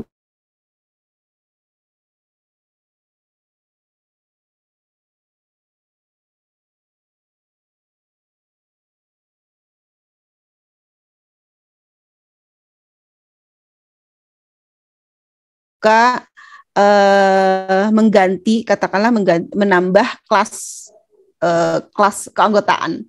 Awalnya anggotanya itu cuma 2 ya, cuma worker member sama user member. Usernya di sini adalah teacher, pengajar. Jadi nah sekarang kita nambah 1 kelas lagi namanya investor member. Nah, investor member ini semua orang bisa masuk, teman-teman juga kalau mau ikut pool di situ dana itu bisa sekitar 100, tapi kita batasi sampai kalau lembaga itu sampai 100.000 pound sterling, di luar itu kita nggak bisa. Kemudian itu ada aturannya bahwa mereka cuma dapat 1/10, jadi cuma 10% dari total voting right. Jadi mereka bisa masuk ke board director kalau misalnya ada 10 board director, berarti mereka bisa masuk 1 orang sebagai perwakilan gitu. Nah, itu bagaimana biar kita tidak terganggu oleh investor ya. Jadi investor justru porsinya kecil gitu daripada worker dan lainnya. Jadi kita cuma dapat 10%. Itu cara kita nyari fundraising ya. Gitu Mas Adi, terima kasih. Terima kasih banyak Mbak. Ternyata ada beberapa jalur, ada beberapa mekanisme tadi itu kumpul kerja kumpul apa dari anggota yang sama itu border memang human itu dan karena kata kualitas dari mainan memang ya cukup signifikan gitu ya Mbak ya. Mantap. Kemudian tadi mungkin sudah kan apa namanya berapa mekanisme apa namanya operasi pekerja teman-teman walaupun tadi Mbak Dira dan Mas Aska mungkin sudah menyampaikan sejumlah struktur ya itu tadi di sesi yang kedua mungkin Mas Mbak atau teman-teman ini itu sudah tidak menyampaikan apa namanya bagaimana koperasi pekerja itu dijalankan dan apa namanya skema-skema yang mungkin agak selang mungkin produktif atau gimana model-model yang bisa disodorkan mungkin lain yang bisa digunakan. Ada Mas monggo. Mungkin tanya. Oh ini ada Pak Suroto Bravo ini. Monggo Pak Suroto Bravo. Mbah Blosor Pak, monggo. Mas Adiatama Purnama Haji. Menurut saya kalau tadi pertanyaannya apa gimana cara cara cepat untuk mendapatkan pendanaan, sebenarnya Mas Haji itu sebenarnya Mas Haji itu punya duit besarannya itu 10.300 triliun, tapi Mas Haji tidak merasa memiliki selama ini. Adalah BUMN. Jadi dari total BUMN 91 BUMN yang sebentar lagi akan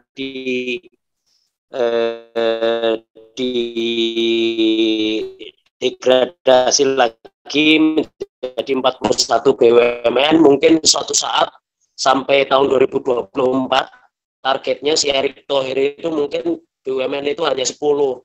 Dari 10 itu karena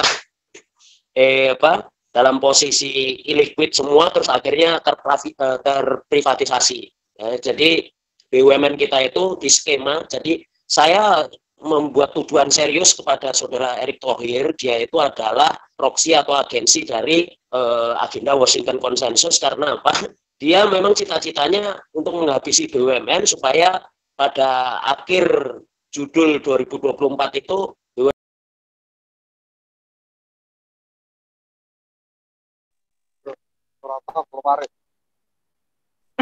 sinyal sepertinya. Halo. Oh iya, hilang. Monggo Mas Kena. Balik lagi. Halo Mas Roto. Hilang kayaknya Mas Roto. Nah, itu baru datang. Balik lagi nih Mas Roto. Mas, tadi sempat hilang Mas. Ya, Pak Roto. Halo, ya. Jadi intinya yang 10.300 aset dengan triliun, tapi total aset kepemilikannya itu kita itu ada di angka 10.300 triliun. Dan 10.300 triliun itu cara mudah untuk kita ambil alih itu mudah sekali.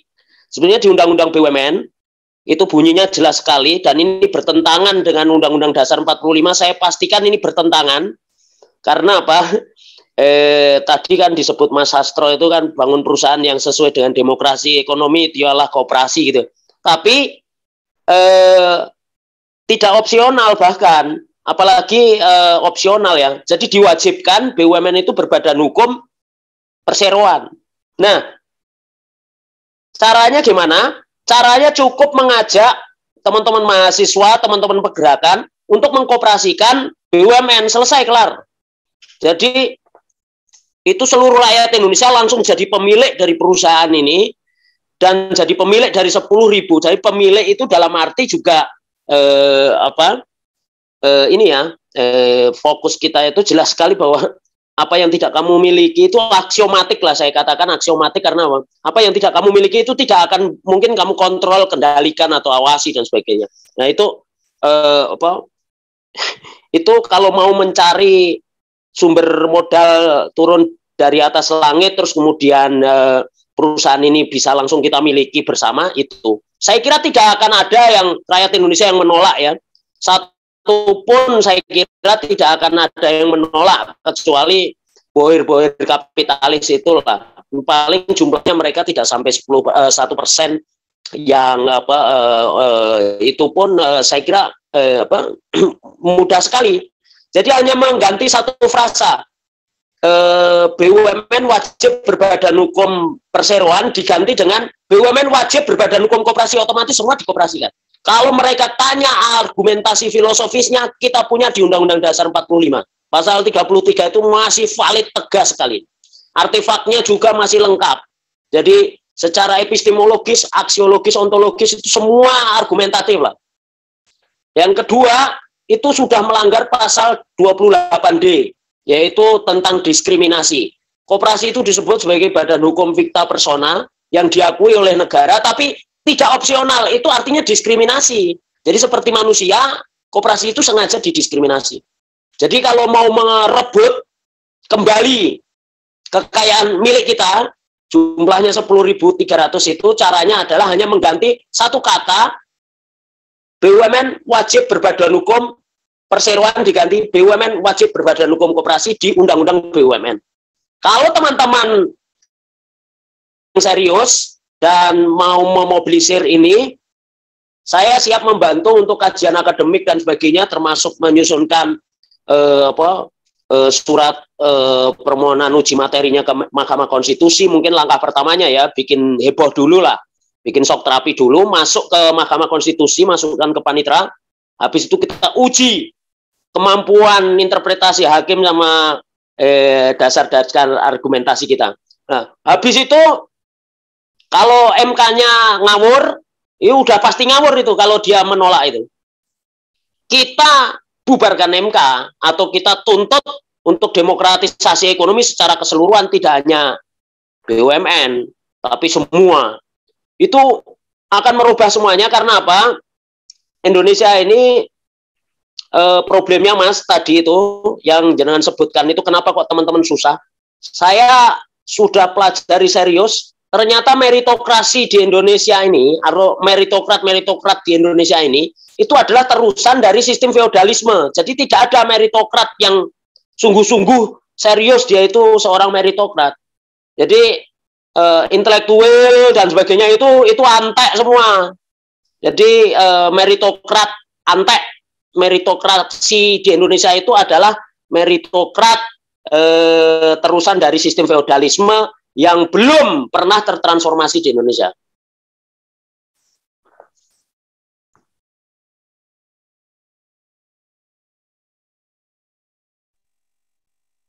Oke, Pak.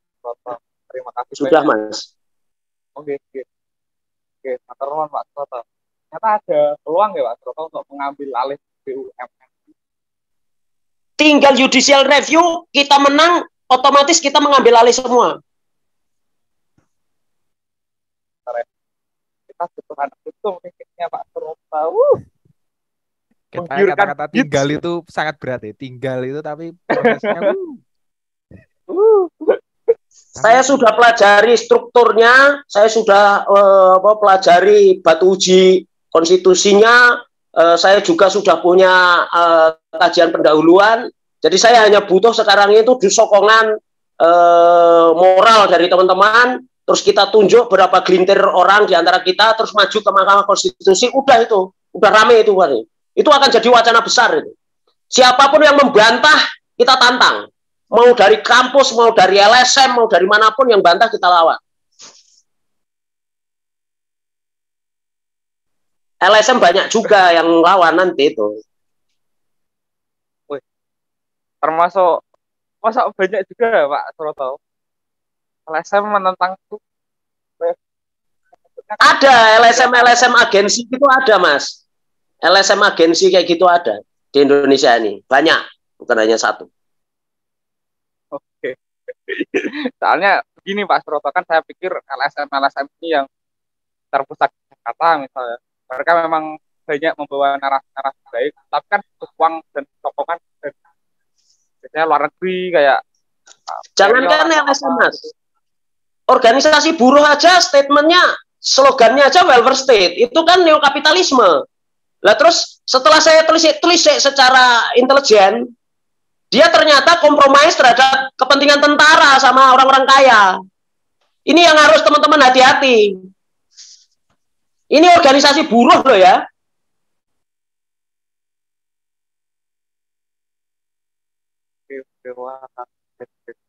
Mantap. Rupanya. Tapi emang tantangannya LSM.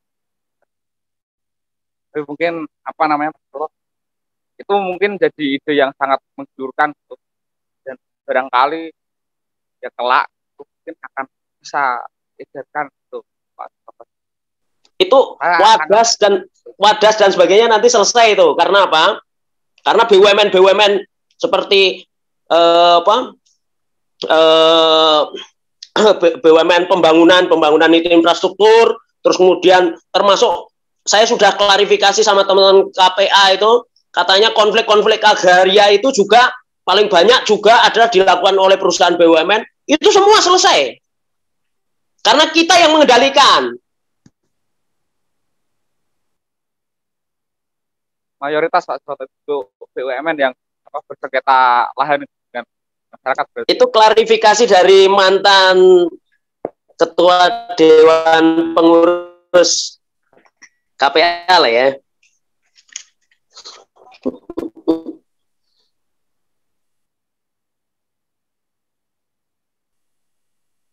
Kalau demo-demo tolak RU Omnibus Law capek, nggak mau yang kayak gitu-gitu. Capek. Nanti Jokowi dia bikin ide 10 Omnibus Law, kita lemas. Dah.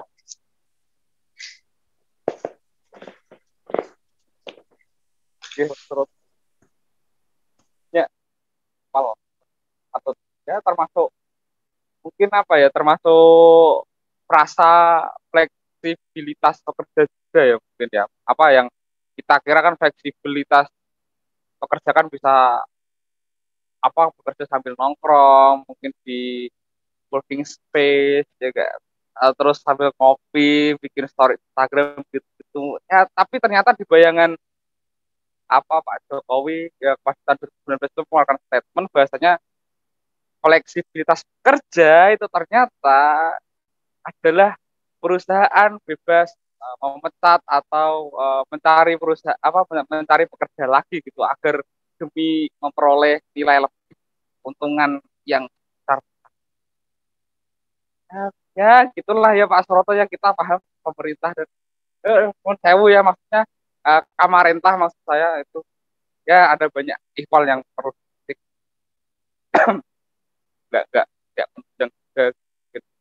untuk berikutnya kita bikin koperasi kerja untuk bikin ya tidak di zamannya Soeharto lah ya itu itu membuka koperasi. Ya tuh. Mungkin teman-teman ada tanggapan lain itu atau ide gagasan lain itu atau apa yang diperoleh gitu dari film tadi, mungkin ada pengetahuan baru, mungkin ada first impression atau apa, saya persilahkan kawan-kawan atau kawan-kawan bisa mengisi di app.slide.do yang sudah dikirimkan oleh Mas Hena, obrolan chat teman-teman sama itu, kemudian ada pertanyaan gede tapi yang jawab bareng-bareng, kalau saya tok ya mungkin juga, terus ya gitu-gitu, mungkin ada anggapan, ada pertanyaan, ada macam-macam, itu boleh kawan-kawan mungkin ke Ini aku cek Itu Mas studionya masih Hena? kosong. Mungkin kalau ada yang mau langsung. Oke. Berarti masih kosong nggih Mas Hena? Ya, studionya masih kosong. Monggo kalau mau ngisi studionya atau mau langsung kayak tadi Aji sampaikan ya, ini udah kita bikin bisa unmute atau bisa raise hand. Teman-teman boleh langsung raise hand atau unmute itu untuk mengobrolkan apa saja terkait koperasi. Mungkin mau curhat juga boleh itu atau mau terkait perapan koperasi sangat human. Kemudian apa namanya? Mungkin teman-teman juga bisa cek merchandise juga kalau tidak mau beli merchandise LD merchandise SDE 2022 merchandise ya Mas Sena ya. Ya, linknya aku kasih di chat ya. Siap Mas. Sekali. Kemarin waktu tahun kemarin ini saya sulit ya Mas Sena ya. Dan kemarin saya ngobrol dengan 6 orang sekarang dengan film. Iya, ganti ya. Tahun lalu kan sama 6 itu ya peserta lombanya ya. Peserta lomba yang juara satu. Oke.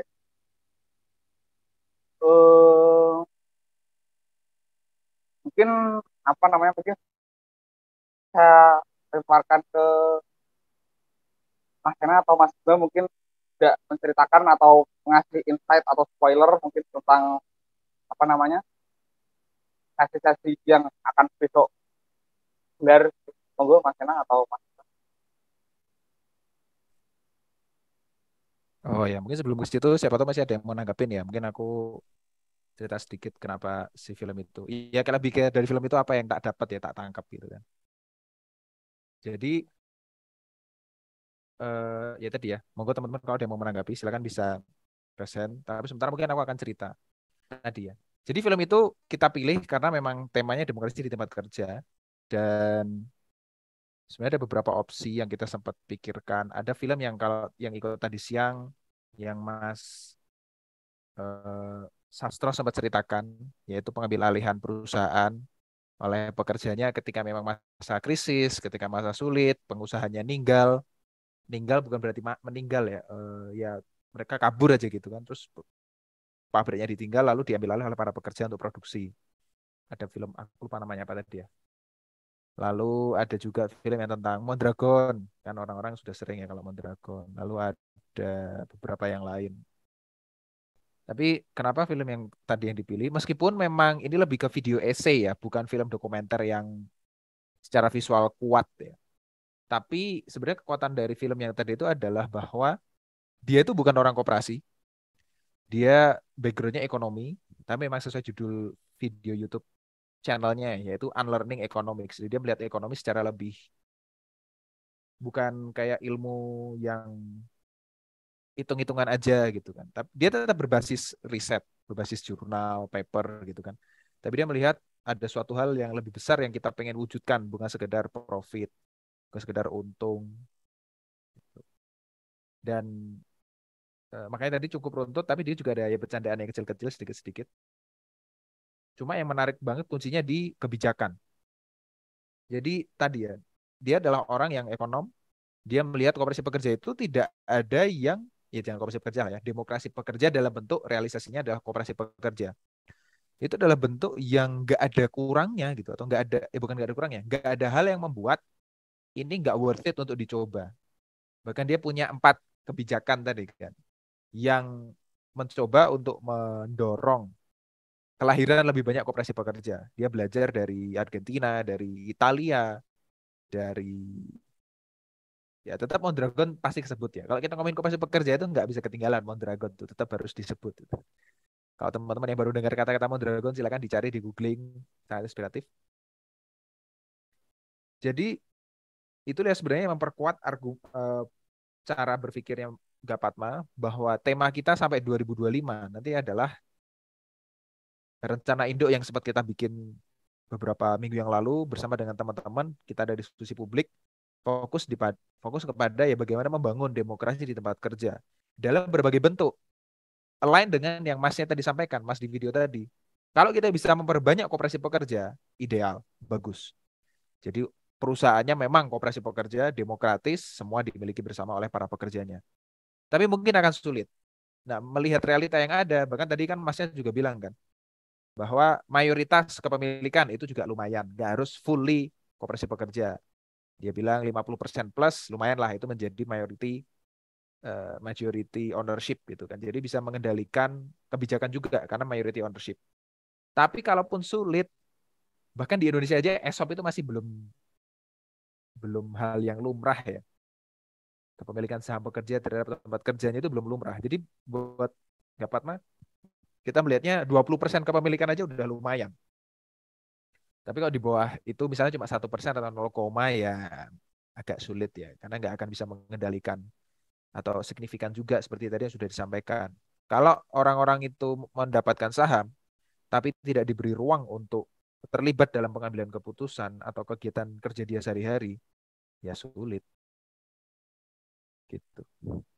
Gojek sempat melakukan hal itu di program saham gotong royong. Kita sempat bikin videonya ya, membahas itu bahwa ini tetap perlu diapresiasi meski jumlahnya kalau dihitung secara persentase kecil, tapi secara nominal berapa juta, berapa miliar saham yang disebar itu cukup signifikan.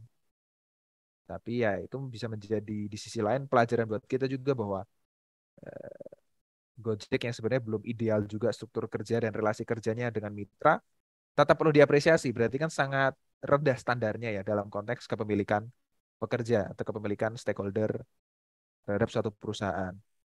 Itu. Jadi tadilah mengapa kita mengambil worker demokrasi karena sudut pandangnya cukup netral, tapi dia tetap melihat bahwa ini sesuatu yang patut dicoba. Ada beberapa rekomendasi kebijakan yang menurut kami ini mungkin untuk dilakukan di Indonesia, dukungan peraturan, dukungan permodalan. Kayak tadi kan Mondragon itu lahir dan sukses awalnya karena 4 tahun setelah dia berdiri, dia kepikiran bikin koperasi kredit yang membiayai usaha-usaha baru, yang usaha-usaha itu harus berbentuk koperasi, dan nggak cuma mendukung modal, dia juga mendukung kemampuan. Jadi kayak semacam inkubator. Nah ini mungkin teaser-teaser terhadap apa yang akan Gapatma coba susun dalam beberapa bulan ke depan. Karena kita pengen bermain ekosistem. Jadi kalau buat teman-teman, ini akan kita bahas besok sore di acara penutup acara terakhir sebelum penutup. Gitu. Ya ini sebagai apa ya? Penambah latar belakang kenapa film tersebut yang kita coba angkat, dan saran dari saya pribadi, mohon bisa monggo kalau mau ditonton lagi atau dicari lagi riset-risetnya. Tadi kan banyak banget paper yang pembikin acaranya itu referensikan, itu dibuka aja. Banyak sekali emang riset-riset yang membuktikan bahwa kepemilikan pekerja terhadap tempat kerjanya itu bagus untuk perusahaan, bagus untuk pekerjanya. Jadi pertanyaannya kenapa ini nggak dilakukan? Ya macam-macam ya, ada belum terbiasa, udah asumsi jelek duluan terhadap pekerja, atau tidak rela untuk berbagi. Sebenarnya banyak hal yang perlu kita selesaikan, solusikan, ya pelan-pelan nanti kita coba susun supaya kepemilikan pekerja terhadap tempat kerjanya bukan menjadi suatu hal yang utopis, tapi memang realita. Karena di banyak tempat sudah bisa menjadi realita. Di kita masih menjadi imajinasi. Dan itu ya perlu dibawa ke dunia nyata. Paling itu. Mungkin kalau ini Bima udah balik belum ya? Bim? Kalau mau nambahi. Oh, kalau belum, mungkin dari yang lain ada yang mau menanggapi lagi. Aku kembalikan ke Aji. Sebelum nanti misalnya kita udah mau jam 9. Kita siap-siap untuk cerita apa yang akan terjadi besok dalam konteks rangkaian acara.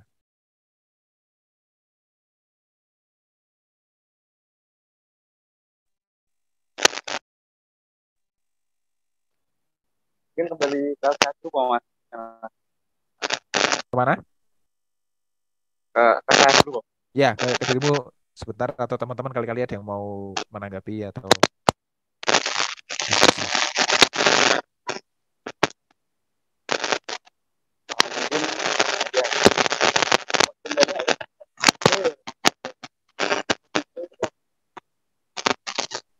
Suaranya kresek-kresek sih. Maaf Mas Sena. Nah, penting.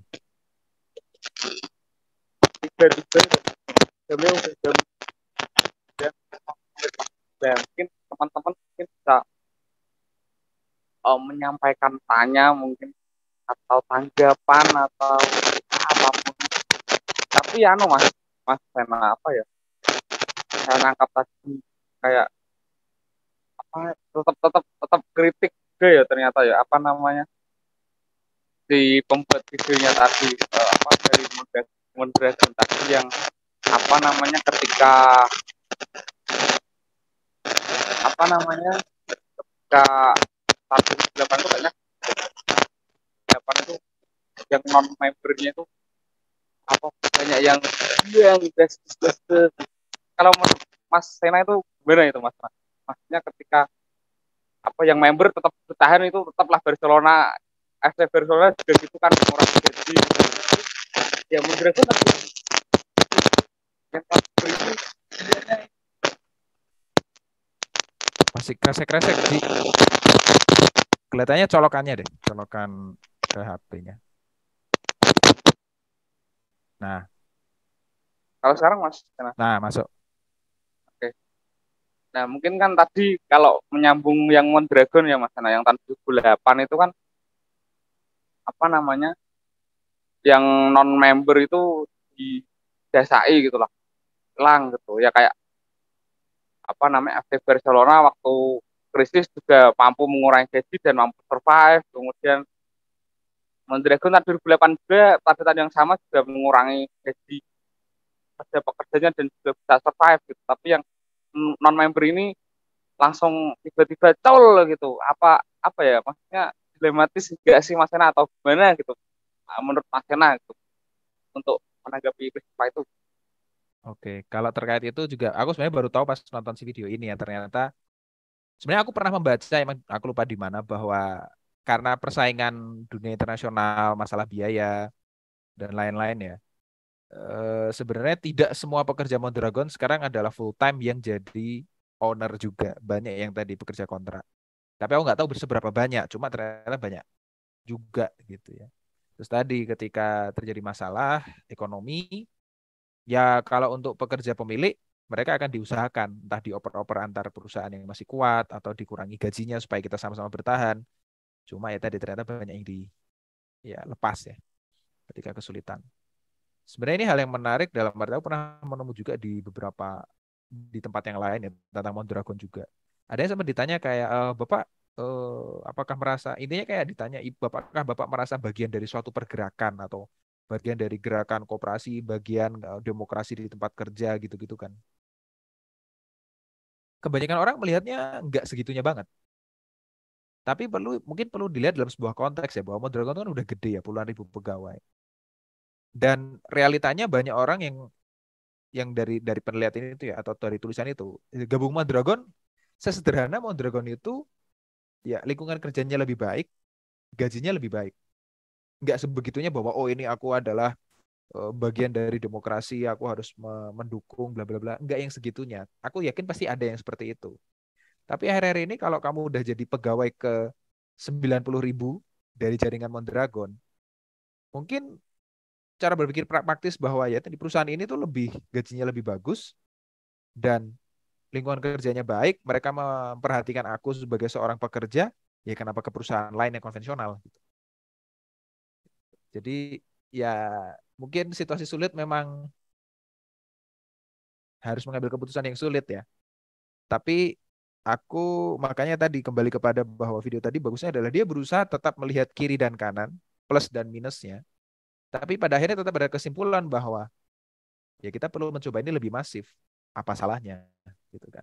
Mondragon perlu kita lihat sebagai sebuah contoh sukses, udah umur bertahun-tahun dan berjalan, tapi bukan berarti tidak ada kekurangan. Nah, kekurangan-kekurangan itu bisa kita menjadi pelajaran kita untuk kalau kita bangun di Indonesia, kita perlu membangun sesuatu yang lebih baik. Meskipun tidak akan sebentar ya.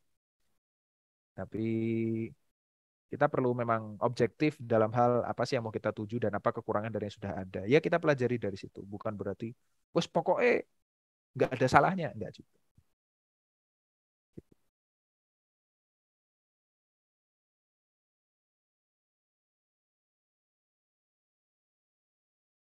kembali ke Aji atau gimana sih? Boleh. Ini sudah pukul 23. Sampai 1 menit lagi. Oke. Pulang dari dengan. Siap. Kalau begitu kita cukupkan ya. Terima kasih sekali Aji untuk moderatornya selama acara penonton ini dan tadi sudah berusaha untuk mengambil komentar atau tanggapan dari teman-teman. Terima kasih teman-teman yang sudah bergabung untuk nonton filmnya malam ini. Sekiranya ada yang mau nonton sendiri lagi bisa dicek di YouTube.